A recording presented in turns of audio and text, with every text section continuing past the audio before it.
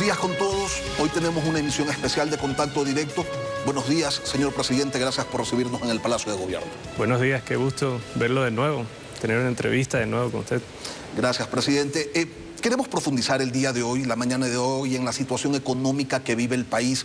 Una situación a la que la palabra compleja ya le queda corta. Estamos viviendo, y lo exacto es decir, un escenario grave, crítico, y usted que está al mando de este barco, presidente, tiene un trabajo que no es sencillo, debe plantear los caminos para bajarle el tono a esta situación económica difícil, situación económica además que es estructural, que no se va a solucionar de la noche a la mañana, pero del que se necesita resolver, presidente, porque hay que costear la guerra, hay que tener dinero para la inversión social, se tiene que cubrir con el gasto público, en fin, es arduo la labor que a usted le toca. Usted ha hecho una propuesta de reforma a la Asamblea Nacional, ha propuesto que se incremente el IVA, pero sus aliados políticos pues le dicen que no, que ese es el camino. ¿Qué está pasando? Bueno, pasan varias cosas. Estamos en una situación compleja, muy compleja. Estamos en guerra y también heredamos 4.600 millones de dólares en retrasos del gobierno pasado. Eso era algo que nadie lo podía esperar. Es básicamente el gobierno pasado desde el 1 de agosto dijo no pagó nada y se lo pues entucó al siguiente gobierno, que es el mío. En el caso del IVA, nuestra propuesta es de un IVA diferenciado. Un IVA en el cual sube para tipos de consumo el 15% del IVA, en el cual un punto quedaría permanente, 2 puntos quedarían temporales por 18 meses, pero también diferenciar el IVA para la generación de empleo. ¿Cómo? Para materiales de construcción bajar el IVA al 5%. De esa manera se puede generar empleo, se vuelve una actividad más rentable y más atractiva y los desarrolladores y constructores pueden tomarse un riesgo adicional porque sus costos bajan. Presidente, pero sus aliados en la Asamblea le dicen que no a su propuesta. El día de hoy no hay los votos para que aquello sea aprobado. Insisto en mi pregunta, ¿qué está pasando? ¿Pero a quién se refiere de mis aliados? Al Partido Social Cristiano, por ejemplo, que ayer incluso votó en contra del primer informe de la ley de extinción de dominio, presidente, y son cosas que no se entienden. Eso yo no entiendo. Eso sí me tendrán que explicar muy despacito, porque la verdad no entiendo cómo alguien se puede oponer al primer informe de la ley de extinción de dominio. Eso es absurdo. Ese dinero de criminales y armas de criminales, activos de criminales que pueden usarse para que el gobierno luche contra estos narcoterroristas, pues hay gente que se opone. Muy raro. De ahí nuestros aliados. En la primera ley económica urgente sacamos 108 votos. Aliados eran bastantes. En la segunda ley sacamos con más de 130 votos. ¿Qué significa? Que todos entonces eran aliados. En este momento lo que se está viendo es un segmento, un pacto entre dos bancadas y el resto. El resto lo están analizando, el resto entiende. El problema es que esas dos bancadas, presidente, hacen mayoría. Según mis matemáticas no, 51 más 18, 69, eso no es mayoría. Y aún así hay gente ahí que todavía está teniendo debate interno. De todas formas, creo que esas mismas bancadas deberían de reflexionar qué es lo que está pasando en el Ecuador. ¿Qué es lo que está pasando en el Ecuador? Tenemos un problema fiscal, número 1. Estamos en una guerra contra el narcoterrorismo que mueven 60.000 millones de dólares en cocaína al año. Son 40.000 personas armadas. Tenemos que lucharlo, tenemos que respaldar a nuestras Fuerzas Armadas y a la policía. Y también, en sus gobiernos sí lo hicieron. Una bancada que dice, pues es una barbaridad todo esto que está pasando. Es casi calcado nuestra reforma a la de ellos del 2016. Y gente de esa misma bancada que tiene un poquito más de experiencia, como Marcela Guiñaga, Pavel Muñoz, Paola Pavón, Leonardo Orlando.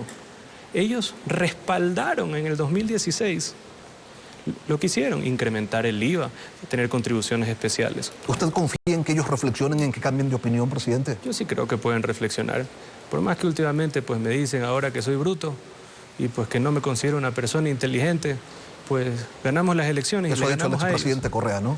Así lo dijo. Entonces no sé por qué la gente votó por mí. Because he's nice, because he's handsome, because something incredible. ¿Cómo lee usted, presidente, las propuestas reformatorias que se suman a su planteamiento original, que las hace el Partido Social Cristiano, que las hace Revolución Ciudadana? Me refiero al tema de un impuesto a las utilidades 5% para las empresas, el tema del el impuesto a las utilidades de la banca. Pero si no estamos en contra, creemos que todos deben de contribuir. A lo que sí estábamos en contra, porque me parecía que afectaba duramente a la clase media, era el impuesto al patrimonio. Porque hay gente que tiene patrimonios altos y muy poca liquidez. Entonces esa gente, muchos de ellos de clase media, tienen que endeudarse para pagar un impuesto.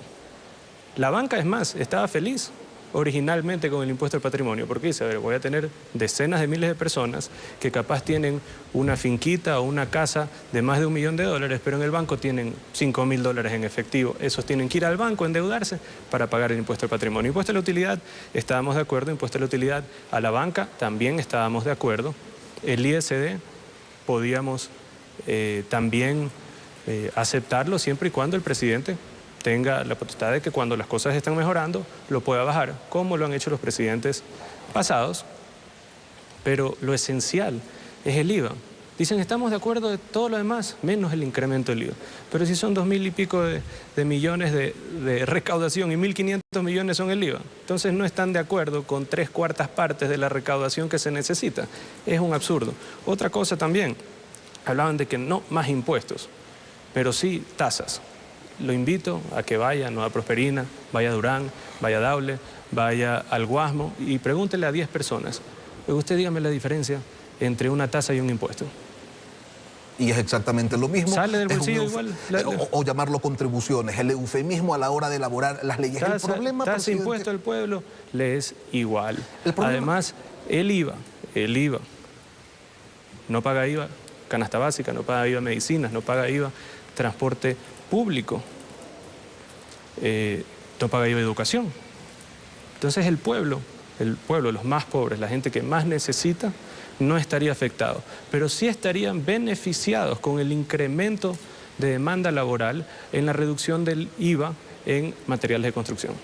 Presidente, tenemos un problema grande en los temas propuestos de impuesto a las utilidades de las empresas y de utilidades de la banca, no en el impuesto como tal, sino en el mecanismo que se ha establecido. Primero, que no se puede proponer por parte de la Asamblea la creación de nuevos impuestos. El 135 señala con claridad que es una potestad exclusiva suya, presidente, y además el 300 de la Constitución, y usted lo conoce bien, plantea la irretroactividad en el régimen tributario. Entonces, ¿cómo hacemos compatible lo que proponen estas organizaciones políticas con el ordenamiento legal del país?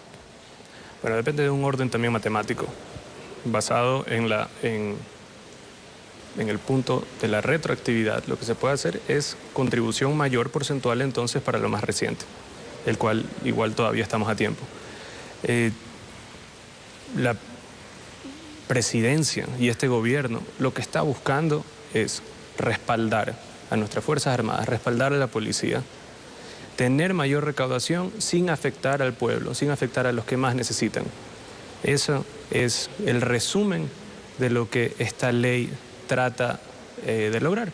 Y estoy seguro que después de reflexión y después también de acordarse y que hablen también con las figuras más maduras dentro de la Revolución Ciudadana, para que se acuerden lo que pasó en el 2016, van a poder recapacitar y vamos a poder tener un consenso.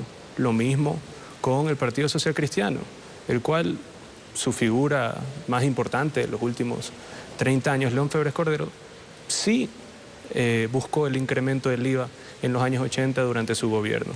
O sea que no es que nunca han estado a favor de eso. Presidente, la gente sensata del país no puede sino estar a favor de que haya los recursos para financiar la lucha contra la inseguridad, de que haya recursos para que se genere inversión social, de que haya recursos para ir cerrando ese déficit fiscal de 8.000 millones de dólares. Pero al mismo tiempo hay que respetar lo que señala la Constitución. Usted dice, ok, lo de la irretroactividad hay que revisarlo porque evidentemente hay que cumplir con la norma, pero también hay que respetar aquello de que es potestad exclusiva de la Presidencia de la República el presentar propuestas de creación, modificación o supresión de impuestos.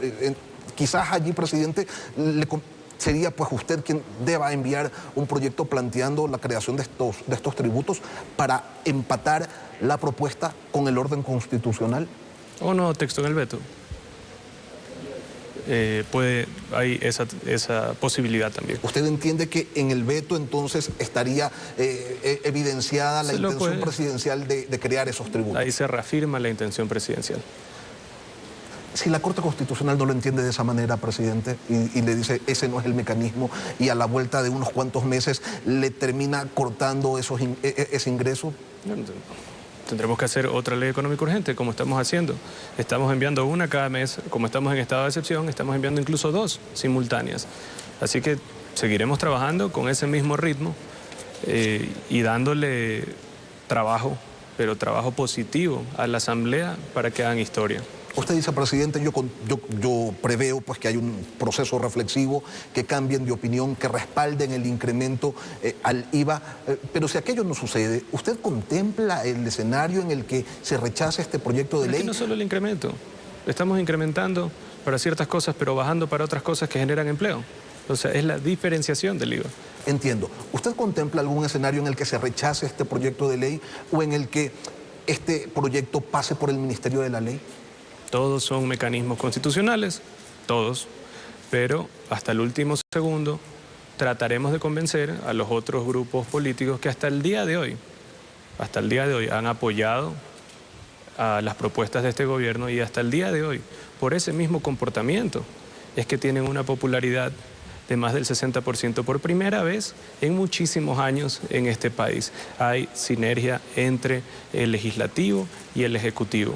Y creo que deberíamos de mantenerlo así por el bien de todos los ecuatorianos. Presidente, ¿cómo va a lidiar usted con el canibalismo político, con la mezquindad, con esas posturas que van en contracorriente a lo que necesita el país? ¿Cómo procesa usted esa conducta de quienes le intentan poner zancadillas en la Asamblea Nacional? Porque ellos no están viendo lo que el país necesita, sino sus intereses personales, y a ellos no les conviene que a Daniel Noboa le vaya bien como presidente de la República porque se convierte en un contendiente electoral con miras a 2025 potente, pues, y no lo quieren fortalecer. Yo creo que a ellos igual les puede ir bien. Creo que la opción no debería ser que nos vaya mal a todos, porque a ellos también le va a ir mal. Por eso le hablaba de mezquindad, presidente. Sí, les iría mal a todos, le iría mal al pueblo, le iría mal a los otros partidos políticos, le iría mal al gobierno, con una mala actitud. Creo que esa actitud no la han tenido hasta el día de hoy. Hasta el día de hoy han votado de acuerdo a las propuestas, hemos tenido buena relación con la Asamblea y usando todos los mecanismos democráticos hemos tenido éxito. Ojalá se mantenga así. El resto, el pueblo, será el que lo juzgue. En la Asamblea las organizaciones políticas centran el discurso en el dinero que se necesita para pagar lo que cuesta la guerra, pero resulta que falta plata también, evidentemente para eso, pero también para otras cosas, para las cárceles nuevas, para el plan Mi Casa Linda, para el plan de alimentación, para reparación de infraestructura educativa, para dotar de medicinas y de insumos a los hospitales, para pagar lo que se le debe a los gobiernos seccionales, los atrasos a los proveedores del Estado. A eso hay que sumarle, pues, presidente, el 40% del aporte al IES. En fin, podríamos quedarnos toda la mañana haciendo la suma. ¿Qué va a hacer usted para cubrir las obligaciones y lo ofrecido? Porque con el IVA evidentemente no alcanza. A ver, la guerra contra el terrorismo no solo se la combate con fusiles y con balas, también con asistencia social, también con educación, también con apoyo a la familia ecuatoriana. Hay daños colaterales también por la guerra mismo. Y debemos de ayudar al ser humano. No podemos simplemente hacer como otras naciones en las cuales ha ido bien en seguridad, pero no han generado empleo y crecen menos que el Ecuador, ejemplo El Salvador. Pero, ¿qué es lo que debemos hacer? Entender que la guerra contra el narcoterrorismo, como digo, no es solo fusiles y balas, es asistencia social, es oportunidades para esos jóvenes que en vez de estar en estos grupos terroristas, pues pueden capacitarse, pueden trabajar, pueden mantener a su familia. Para eso también se necesitan recursos, presidente. ¿De dónde va a salir esa plata? Correcto. Yo creo que nuestra reforma, en la cual ha sido propuesta, sí va a ayudar de una manera importante. También tenemos el respaldo internacional. Hemos hablado con más de 40 países que nos respaldan. Asimismo, grupos empresariales que están viendo el Ecuador ahora con buenos ojos. Lo dice el mismo Riesgo País, que en todos los medios subía un puntito, salía... El Riesgo País subió. Ahora está bajando bastante. ¿Por qué? Porque estamos dando la percepción y no solo la percepción, estamos viendo los resultados de que las cosas están mejorando, de que se está reduciendo la violencia, de que estamos viviendo en paz y de que los ecuatorianos se sienten respaldados. Pero hay cosas que no mejoran, presidente. Por ejemplo, la crisis fiscal, y me va a disculpar que me centre en el tema económico, pero es realmente grave la situación. Mañana es fin de mes y el ministro ha señalado pues, que no va a haber plata para pagarle a todo el sector público, que se va a priorizar a las fuerzas del orden, a profesores, a médicos. ¿Y qué pasa con el resto? Porque las obligaciones pues, son gigantescas, presidente. A ver si en una guerra se incrementan los gastos también en seguridad, se incrementan los gastos de las Fuerzas Armadas y de la Policía. Entonces le hemos dado prioridad a eso y toda la próxima semana iremos poniéndonos al día con el resto de funcionarios públicos. Pero ha habido también, no ha sido lineal, ha habido un incremento en gasto de Fuerzas Armadas y de Policía. Eso, obviamente, pues genera un incremento total en nómina y en gastos del Estado. En la Comisión de Desarrollo Económico que preside la legisladora Valentina Centeno, se ha señalado que se requieren 1.900 millones de dólares, 1.300 para defensa, 600 para Policía Nacional este año, pero la guerra no va a durar un año, presidente.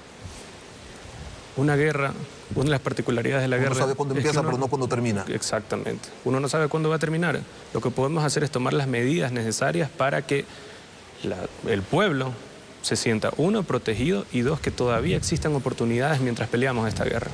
Eso es lo que podemos decir. Nadie sabe cuándo va a terminar. Puede terminar pasado mañana o puede terminar en 2 años. Asimismo, en la guerra de Ucrania, con Rusia pensaban que iba a durar pues, una semana, siguen ahí peleando. Ojalá la de acá no sea tan extensa, presidente.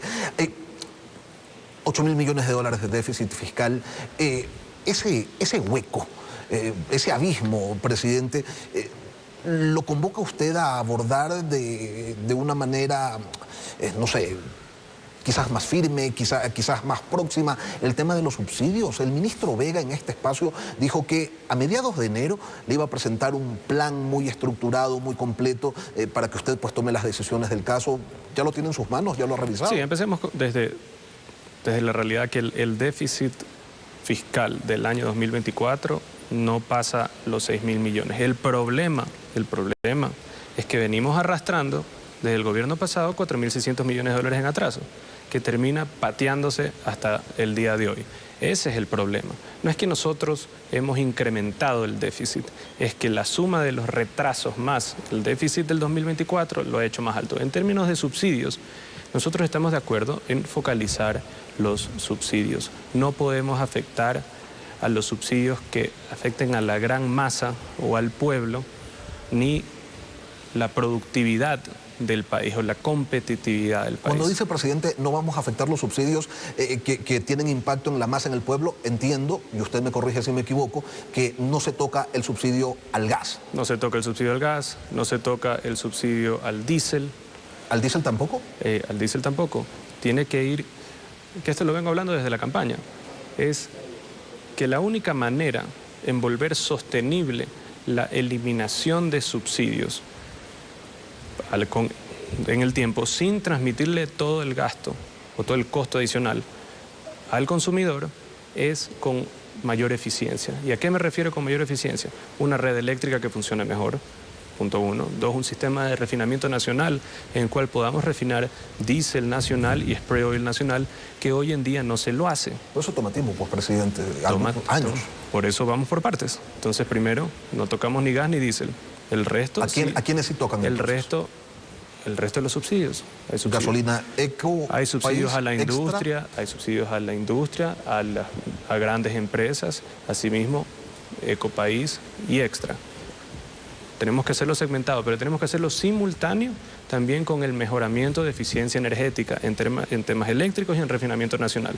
Ya estamos conversando con inversionistas internacionales que les interesa invertir en refinerías en el Ecuador, pero refinerías en el Ecuador de productos que se puedan consumir en el Ecuador. Porque parece un absurdo, pero nosotros refinamos productos que ni siquiera cumplen con nuestras medidas ambientales y con nuestras limitaciones ambientales impuestas por nosotros mismos. Eso tiene que cambiar. De esa manera nosotros reducimos la exportación de crudo y vamos a reducir también la importación de esta para comisiones en exportación de crudo y comisiones en importación de combustible. ¿Cuándo empiezan, presidente, entonces a tomarse estas primeras decisiones de la focalización del subsidio a las gasolinas? Tiene que ir un sistema de bandas, o sea, tiene que ser progresivo. No podemos golpear pues en su totalidad de una, sino tiene que ser a la medida en que vamos generando mayores eficiencias. Ya hay inversiones también en el sector eléctrico, ya hay inversiones también y conversaciones también de maquilar petróleo ecuatoriano en refinerías internacionales para tener un costo de combustible más bajo. Todo eso tiene que pasar al mismo tiempo. En este momento la diferencia del valor ecuatoriano de la gasolina Super y Ecopaís con el valor internacional de esos combustibles es de 26 y 29 centavos, presidente. Tampoco es que tendría que tomar mucho tiempo este ajuste de la focalización. No va a tomar demasiado tiempo, pero no podemos hacerlo de tal forma en que golpee de una sola al pueblo. Porque ¿ya arrancaría en un mes, en 3 meses, en 6 meses? Debería arrancar el segundo trimestre de este año. Los $1.000 millones, presidente, en recorte al gasto público, ¿se los alcanzaría con qué decisiones? ¿Qué es lo que se va a eliminar? ¿Qué es lo que se va a recortar? Bueno, hay temas esenciales. Por ejemplo, el hecho que es algo también que está dentro de la Constitución, en que nadie puede ganar más que el presidente de la República.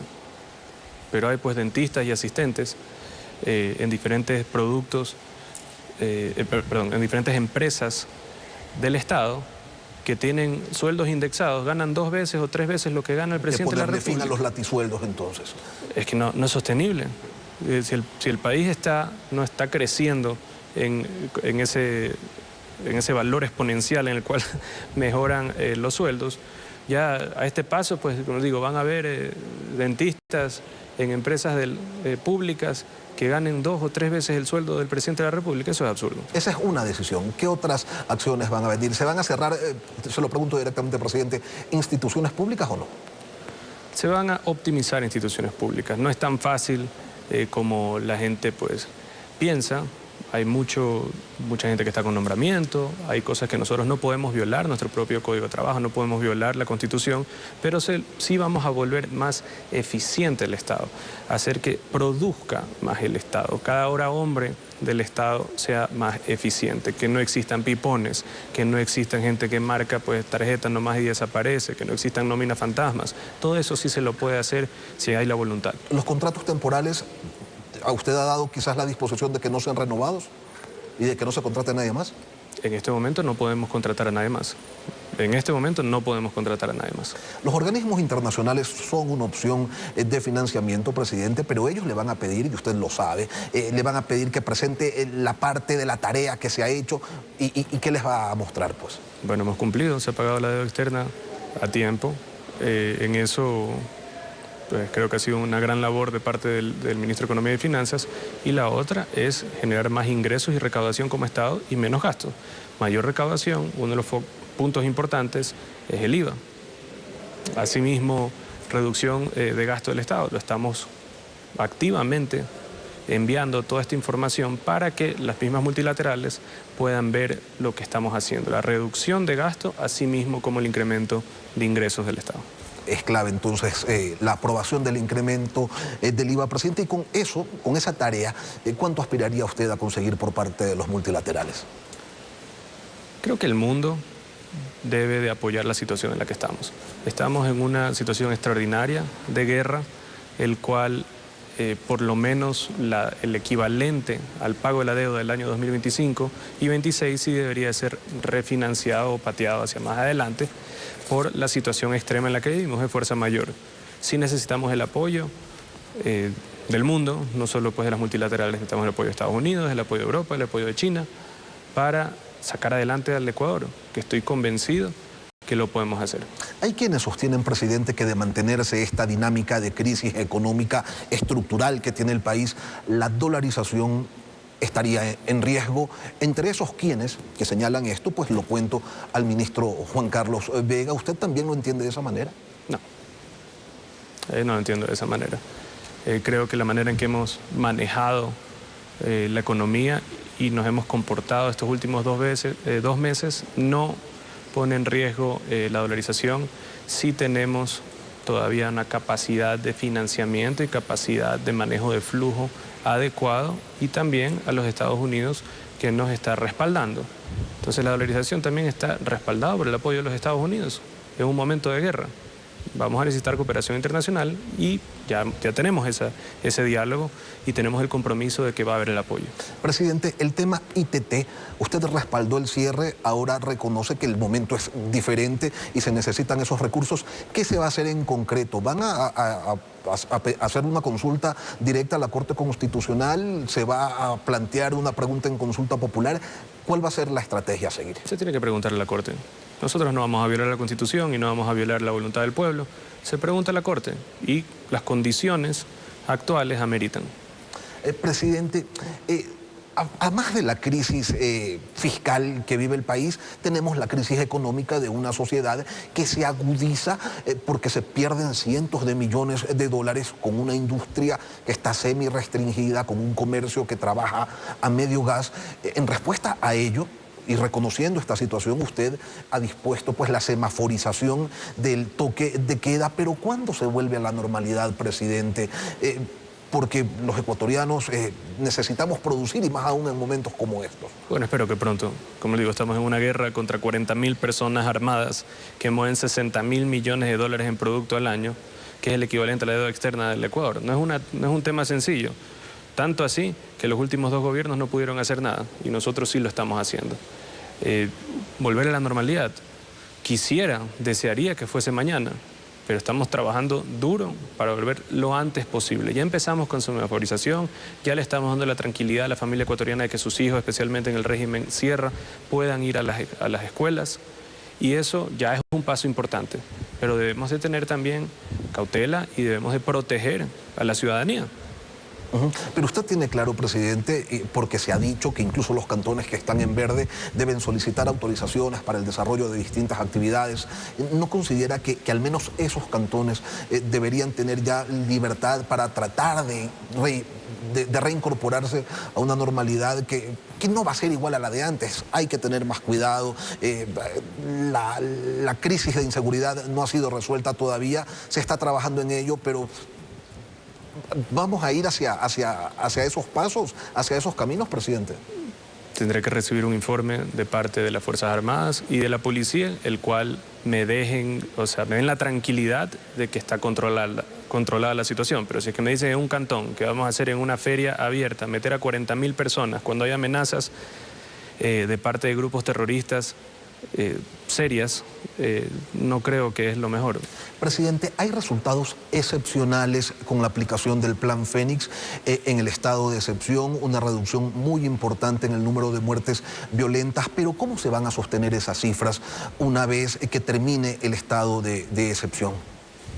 Bueno, primero hay que mantener un esquema de control constante en las cárceles. No podemos volver al sistema del SNAI anterior. Número 1. Número 2, debemos de controlar el hacinamiento en las cárceles. Número 3, debemos de trabajar en conjunto con la función judicial para que no hayan tampoco acciones de protección o habeas corpus o este tipo de acciones en el cual ponen en riesgo la seguridad de ciudadanos. También debemos de mantener la militarización de puertos, fortalecer el control de fronteras y tener una cooperación internacional constante hasta que ya vuelva la paz en el Ecuador. Presidente, ¿cuál va a ser el rol permanente de Fuerzas Armadas en las cárceles? ¿Qué va a pasar cuando termine el estado de excepción? Hoy ellos tienen el control absoluto de las prisiones, pero cuando termine el estado de excepción, ¿van a seguir ellos allí al mando? La idea es que sigan cooperando con el SNAI. ¿Cooperando o hecho cargo totalmente? Cooperando. No se puede desaparecer el SNAI, pero deberían de estar cooperando las Fuerzas Armadas con el SNAI. A propósito de prisiones, usted también ayer firmó un decreto para repatriar a presos extranjeros. ¿A cuántos se va a repatriar, presidente? ¿Y qué se va a hacer con posturas como la de Colombia, que ha dicho, a ver, si ustedes me mandan un preso y acá no ha cometido ningún delito, pues él queda libre y nosotros no lo vamos a llevar a ninguna prisión? Bueno, ese es el problema de Colombia, pero esa gente no va a poder volver a entrar al Ecuador. Eso sí queda... Va a haber un reforzamiento de la frontera. ¿No? Y tienen prohibición de entrar al Ecuador para siempre. Ya no vamos a permitir tampoco que gente vaya a Colombia y después regrese a cometer los mismos crímenes. Si ya se fue, ya no regresa. ¿Qué es lo que se va a hacer, presidente? ¿Se los va a poner en un bus, en un avión y se los deja en la frontera? Esa es la idea. ¿Cuántos son? En total de Colombia son casi 1.500 y estamos moviendo pues de 100 en 100 hasta acabar con la totalidad. Presidente, ¿qué significa, en otro tema de carácter internacional, qué significa que Ecuador no reconoce al gobierno de Nicolás Maduro? ¿Se rompen relaciones? ¿Cuáles son los efectos de esta decisión? Eso fue sacado totalmente de contexto. No es que no reconocemos. No estamos de acuerdo en lo absoluto, y eso sí lo dije muy claro, de que no hayan elecciones libres en Venezuela. Pero en este momento no es que no reconocemos el gobierno de Maduro. No reconoceremos el resultado de las próximas elecciones, ya que no han sido elecciones libres. Una última cosa, o una penúltima cosa, presidente. La cooperación con Estados Unidos supone la entrega de chatarra de origen ruso, de origen ucraniano, a ese país a cambio de $200 millones en equipo. Sin embargo, Rusia ha dicho que ese gesto, que esa acción podría suponer problemas en las relaciones comerciales que se tiene entre Rusia y Ecuador. ¿Se está revisando esa decisión? ¿Se va a proceder de todas maneras? Se va a proceder de todas maneras. Ellos alegan de que es material bélico, de que es equipamiento de guerra. Nosotros hemos comprobado de que es chatarra. Y eso, dentro de convenios internacionales, no se puede transportar material bélico, en este caso, pero sí chatarra de este tipo. Nosotros no vamos a cortar relaciones con Rusia. Creo que la postura que ellos están manteniendo no es una postura adecuada, ya que nosotros también vivimos una guerra acá. Y si ellos buenamente quieren ayudar, pues ojalá ellos lo hagan. Presidente, hay que avanzar en materia de seguridad a un ritmo pues implacable, y las dos cárceles que usted anunció que se van a construir, ¿cuándo se empieza? Pasan los estudios, después los permisos del Ministerio de Ambiente, y de ahí se inicia la construcción.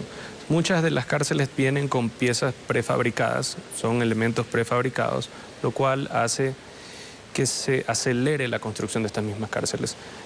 En 10, 11 meses podremos tener cárceles en el Ecuador. ¿Qué tan cerca están las fuerzas del orden de capturar a Fito? Creo que estamos bastante cerca, y por eso vemos represalias, por eso vemos ataques y por eso vemos amenazas, porque se dan cuenta que estamos muy cerca. Lo mismo con Colón Pico y su familia.